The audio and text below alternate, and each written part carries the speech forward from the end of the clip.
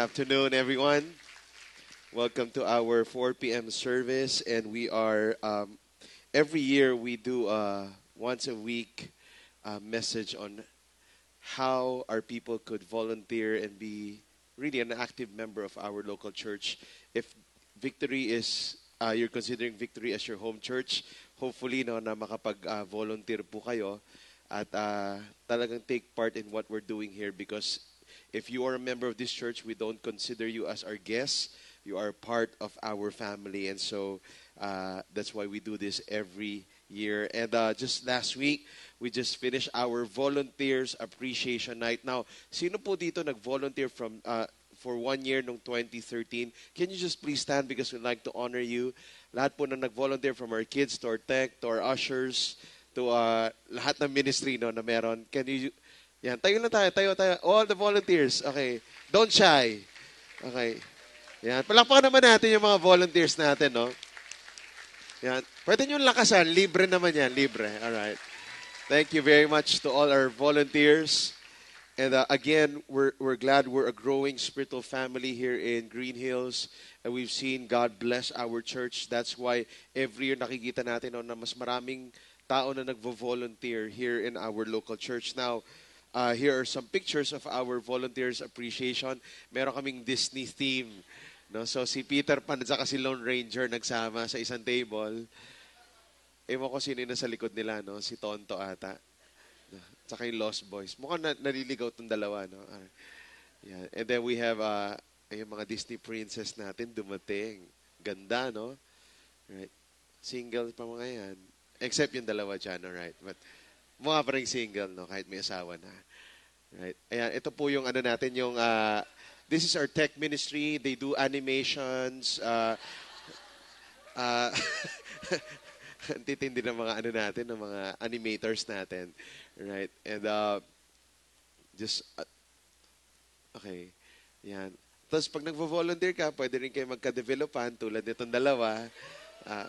Mag-aasawa na this year. Yung matangkad at saka yung girl. Nila ka lang. Yeah. Of course, we were there. We were also helping serve our volunteers. Para once a year naman kami naman nagsiserve sa volunteers namin.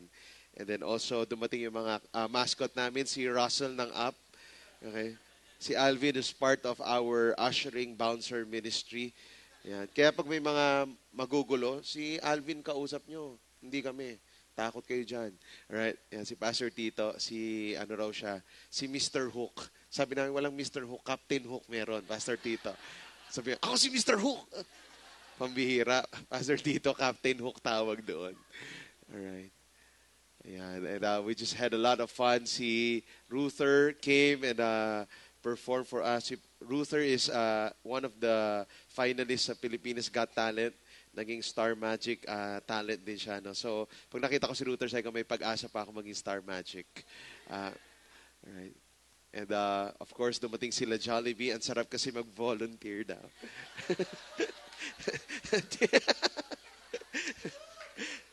After nila sumay sa, lalaki ba si Jollibee? Hindi ko alam kung lalaki si Jollibee. Oh.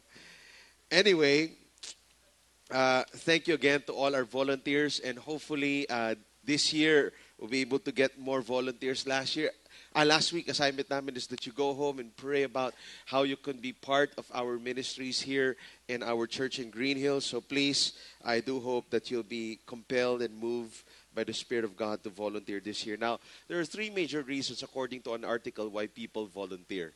Right? And the 3 reasons they gave, I think this is a secular article, and it says, because number 1, there's fulfillment when you volunteer. Pag nag-volunteer daw tayo, people feel like they're living for something more than just themselves. So they feel fulfilled. They're able to help other people. They made other people feel welcome and happy. And so they feel fulfilled. Kaya nga pag uwi nila, parang masaya sila kahit nakakapagod. Not only that, but when you volunteer, they said you actually gain more friends. And I think we've seen it here in church where some of the closest relationships made were because they were part of working together and serving together in church. Kaya po nagkakaroon ng mga friendship dito sa simbahan. And not only that, the third one they said is because it's fun.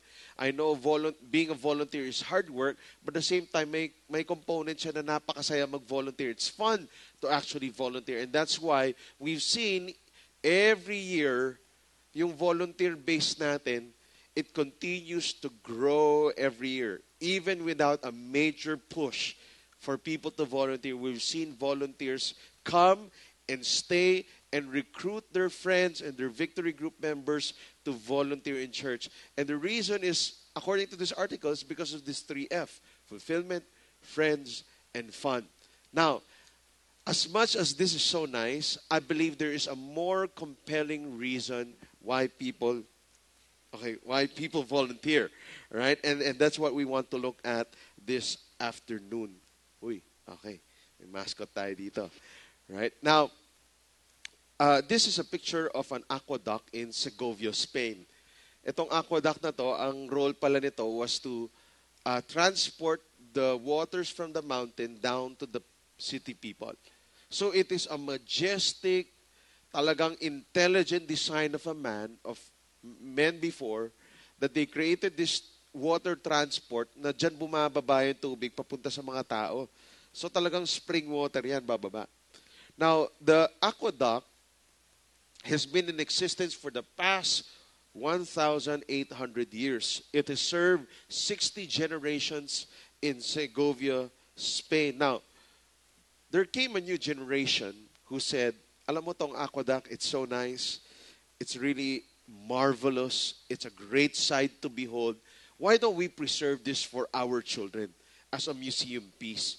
Diba? We shall relieve it of its centuries of transporting water at gawin nating modernized. Pahingayin na natin to, lagay na natin to sa museum.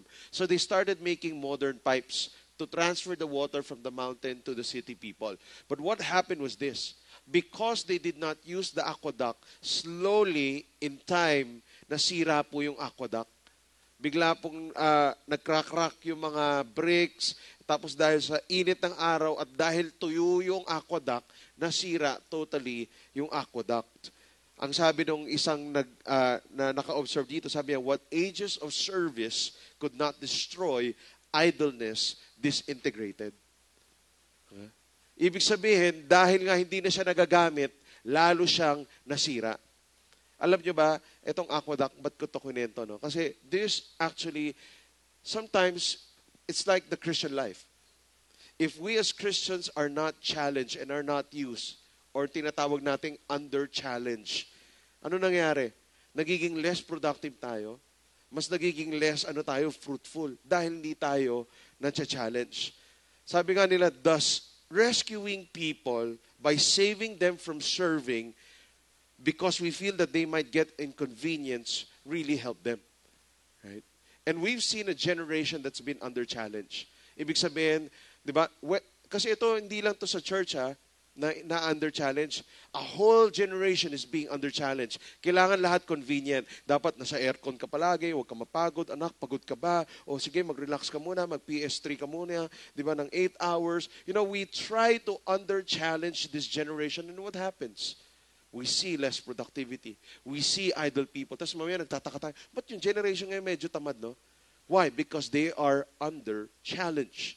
They're not given tasks. And we think, nako kasi baka pagka-challenge natin yung mga tao sa simbahan, baka lalo silang ma-offend, tapos di na sila bumalik, kasi gusto natin mag-serve sila, baka feeling nila, napipilitan lang sila, kaya sila mag-serve. What happens? The church starts to die when people are under challenge. Because Jesus himself made the greatest challenge ever before going up to heaven. Sabi niya, go and make disciples of all nations, baptizing them in the name of the Father, the Son, and the Holy Spirit, and teaching them to obey everything I've commanded you. And surely I'm with you always to the very end of the age. In short, Christianity was marked by people who were challenged to believe, to do greater things. Not under challenge, attend ka lang, okay na, palamig ka dito. Saya na kami. Punuin lang natin to simbahan. No. Christians were challenged. And when we start getting under challenge, what happens? We become idle. And an idle mind and an idle body is the devil's playground. It means dahil hindi tayo productive, nawawala na lang tayo. Yeah? What we are after are not people who would just attend church, but really people who would love to serve the church. And let me give you the reason why. Ang point natin today is we are called to serve, not because we have to, but because we get to. Ang mga volunteers natin, every year, nagvo-volunteer pa rin yan, not because they have to, dahil pilit ako, sine-check yung mga card ko, sino nag-sign up. No, we don't do that. As you can see, wala po ditong pinupush to volunteer. Hindi po kami namimilit ng tao na mag-volunteer.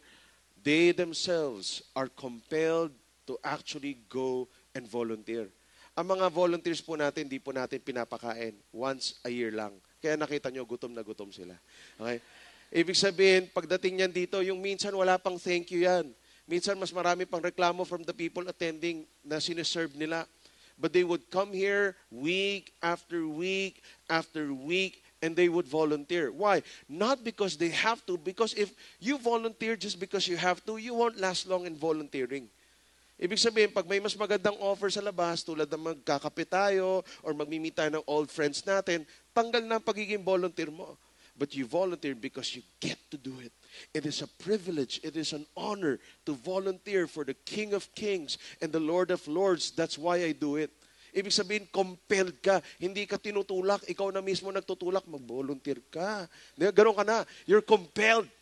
You just want to do it because you understand what Christ did. Why am I saying that? In Romans 12:1, it says, "Therefore, I urge you, brothers and sisters, in view of God's mercy, to offer your bodies as a living sacrifice, holy and pleasing to God. This is your true and proper worship." The Bible says true and proper worship is when we offer our bodies as a sacrifice. When we say, this body is to serve Jesus. This body is to minister to the body of Christ and to a world out there who hasn't heard the gospel. I want to serve the church. And why? That's why sa Romans 12:1, in view of God's mercy.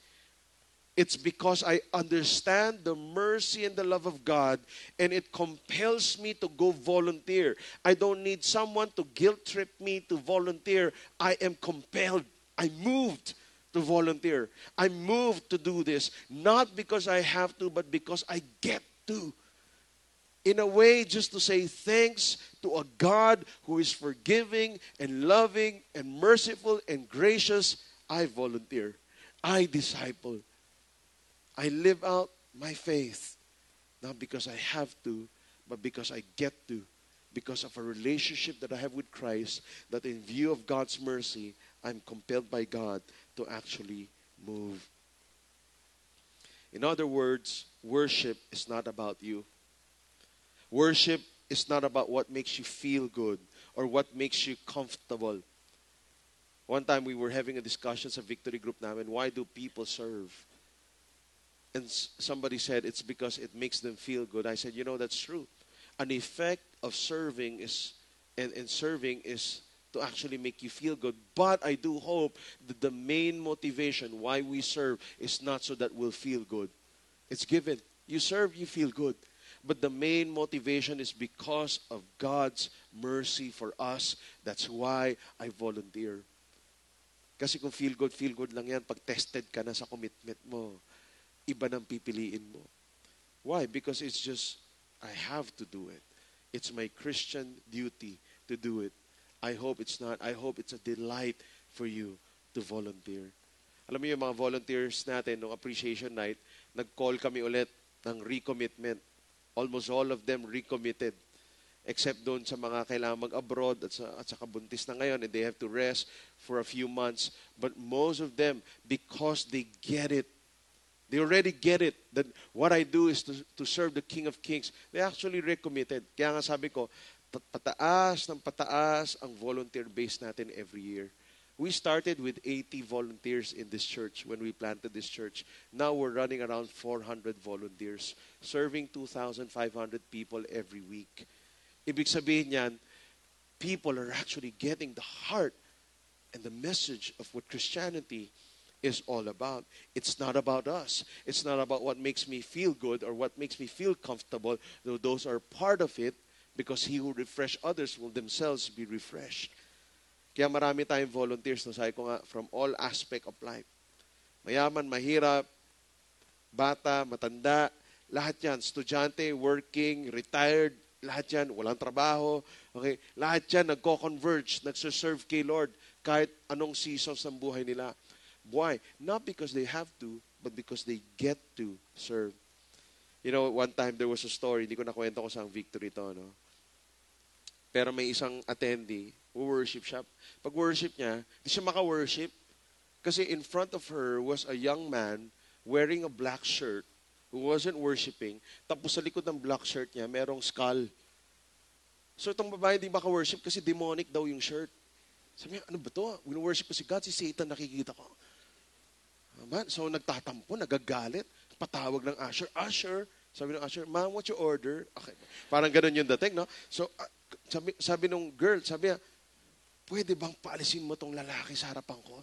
Hindi ako maka-worship. At alam niyang church to, ba't siya magsusuot ng may bungo? Di ba? It's demonic. You know, but our usher got it. Ganda ng sagot ng usher natin. Why? Because he understands in view of God's mercy, that's why I serve. And here's what our usher said. He said, this is exactly why we want him in church, to hear God's word for his life. You see, the reason we serve is because we understood. Gets, nag-click sa atin kung anong ginawa ni Lord sa atin. In view of God's mercy, I offer my body as a living sacrifice. This is my worship before the Lord. It's not when me singing so grand and so nice, though that's part of worship, but worship is a lifestyle. It's when I serve. It's when I bring a child to the CR and have to wait for him to finish his pupo and clean up his pupo. That's service before the Lord. It's when I do tech ministry and do the keynotes. It's when I'm a stage manager and remind the pastor that he's overtime every week. Right? That's his act of worship before the Lord. It's true. It's the one who's cleaning up this mic so that I won't kiss the saliva of Pastor Lee in the morning. No? These are acts of worship, and don't think it's trivial. It's something they get to do, not because they have to, but because in view of God's mercy, we worship the King and serve the King. Dalawang kinds of mentality ang meron ng isang Kristiyano. Okay? Ang una, yung tinatawag nating consumer mentality. Yung pangalawa, yung Christ-centered mentality. Ano ibig sabihin yan? Dalawang tao lang daw pumupunta sa church every Sunday pag Kristiyano ka. Either consumer ka o Christ-centered ka.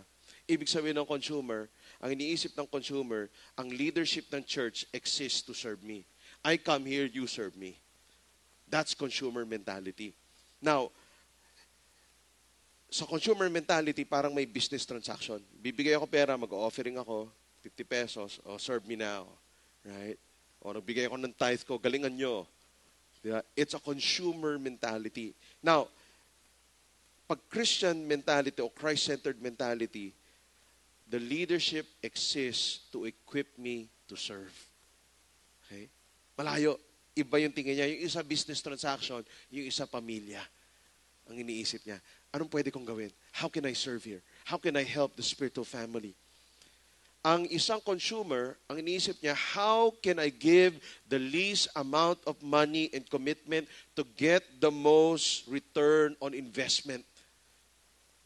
Ano bang minimum requirement dito para makuha ko yung services ng simbahan?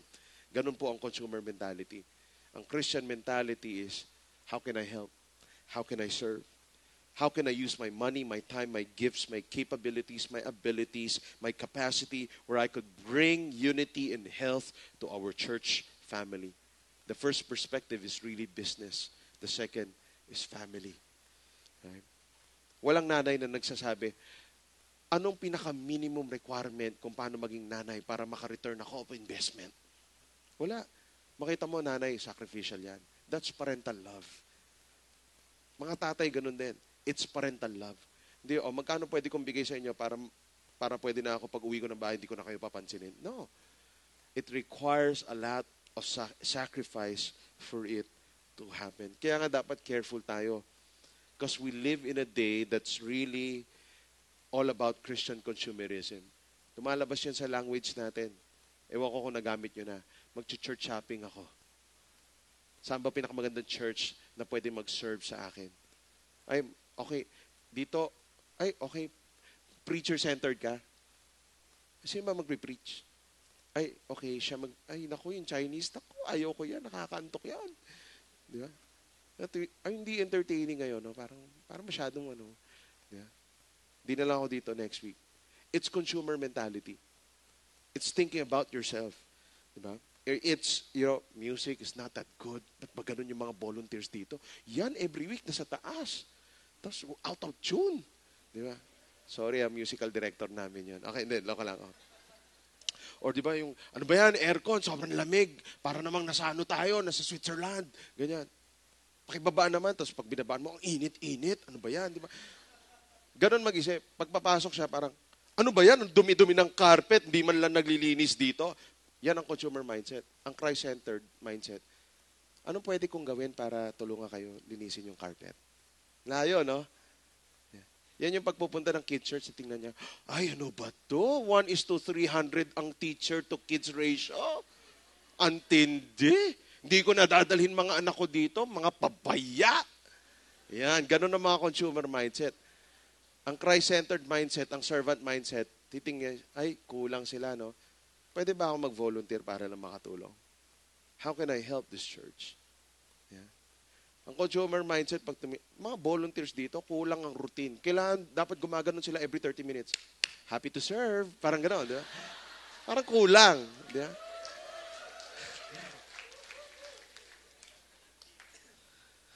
Pero, ang mindset ng servant leader, ibang klase. How can I help? How can I make this happen? I see new faces every week. How can I help the church welcome more people into the kingdom of God? Where am I needed? What can I do? Let me end with a story by my second daughter, si Mika. No? Si Mika, isa sa mga pinaka-favorite niya. Tinuturuan namin yung mga anak namin kasi ngayon how to manage their money. So we have what we call household chores. Now, it's divided into two. Household chores, that's for the family. Like they fix their bed, we don't pay you for that. It's part of your family duties. After you finish your food, you bring it to the lavabo. Sometimes you clean it. We don't pay you for that. But there are chores that's not required of you, but if you do it, we'll pay you. Walk the dog, clean the poop of the dog. Okay, we pay you for that. Clean the car. Okay, wash the car. Yeah, we'll pay you for that. Massage daddy. I'll pay you really good for that. Right? And so, may mga chores silang ganon. Si Mika, ever since, kasi si Mika yung daughter ko na pagka nasa shopping, naka-shopping mode talaga. Pwedeng bilhin ng V-Mall, parang ganon ang dating. No? So, we're teaching her how to save, invest, and then for spending. So we would give her, every time she would massage me, I'll give her, depende sa minutes, either 20 pesos, 50 pesos, pero pag talagang excellent, 100 pesos max. Si Mika, pag nagmamassage siya, hindi yan yung mga after 2 minutes, I'm tired. Ne. Minimum yan, 15 minutes. Matindi magmassage yan. Ang galing. Sa paa, sa lahat. Minamassage siya. As in, yung lotion namin, ubos agad. No? Yung afternoon, naligo na ba ako? Parang ganun yung feeling, no? Pero talagang enjoy na enjoy magmassage yan. Nagmamassage siya nung una dahil may financial incentive. Kakakuha siya pera, saya siya. Lalagay nila sa coin bank. But there was one time, I said, Mika, massage me. So she massaged me. 20 minutes, minama. So, okay. After the massage, okay, I'll pay you 50 pesos na. Sabi niya, no, Dad, don't pay me. What? No, this is for the family. Ooh. No, I'll pay you because, you want something, you need to learn how to manage. No, it's really for the family. It's just for the family. I don't need that money. No, Mika. No? So, binayaran ko pa rin siya. Tapos tinataasan ko pag natatouch pa ako. Minsan, ginagawa ko 70 pesos. So, ngayon, lagi niya na sinabi, no, it's for the family. Mautak din to, no? But, okay, really, but I knew it was genuine. All right? Because I think this was 2 weeks ago. She was sick. She had allergies. She kept on sneezing. And I came home and she saw I was tired. So I went to the room. She went to the room. And in her clogged nose, she said, Dad, do you want me to massage you? No payment. She go, no, no, don't do it. Now, she massaged me that time, even though she wasn't feeling really well. She did it out of her inconvenience. Why? Because it's family. She's compelled. Why? Because there's a dad who's loving, who's godly. It's all about me again. No? Okay, anyway. Yeah. Kasi tatay niya ako eh. Parang sa kanya automatic. Kahit walang pera, kahit na hindi ako feeling well, I'll massage you. Because I know you feel love when I massage you. And that's my prayer for the church. Again, will not hard sell to you if you're going to volunteer or not. I think we've survived 6 years with 40 volunteers in the beginning to 80 volunteers to lacking of volunteers in some weeks. We've survived. Christ is still here, right? But our heart really and our prayer is that you would be compelled not by this message. Sana hindi kayo mag-guilt trips. Sign up lang. Ay, hindi kayo tatagal. Next month, wala na kayo dito. Hindi na kayo magbo-volunteer ulit. But I hope you're compelled in view of God's mercy to make a decision and say, yeah, I think I'll volunteer for this one. I think it's just right that I volunteer because of what Christ has done for